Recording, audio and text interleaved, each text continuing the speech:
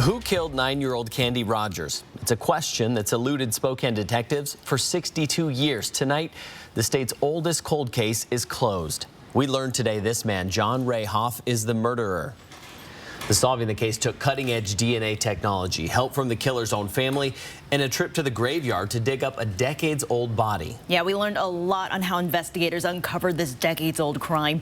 Candy Rogers was just 9 years old when she went missing. She was out selling campfire mints on a March afternoon in West Central Spokane, but never came back. A massive search involving the city and multiple agencies ended in tragedy. Her body was found 16 days later. I keep saying it's the Mount Everest of our cold cases, the one that we could never seem to overcome, but at the same time, nobody ever forgot. Police say Candy was raped and strangled to death with a piece of her own clothing. With the help of state-of-the-art DNA testing offered by a laboratory in Texas, this case was solved. Emily Bloom has the story.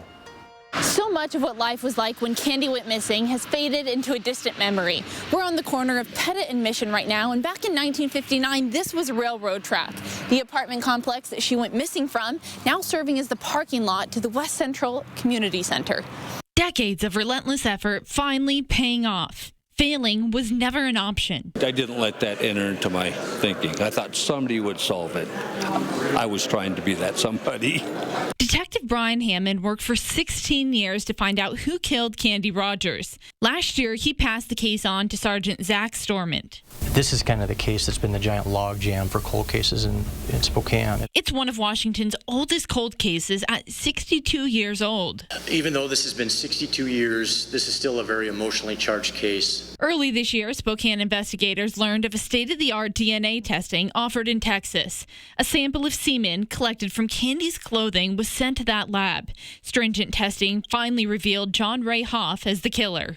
Feels terrific. You hope that you can solve a case, and then when you can't and you have to give it up to somebody else, you hope that they'll solve it.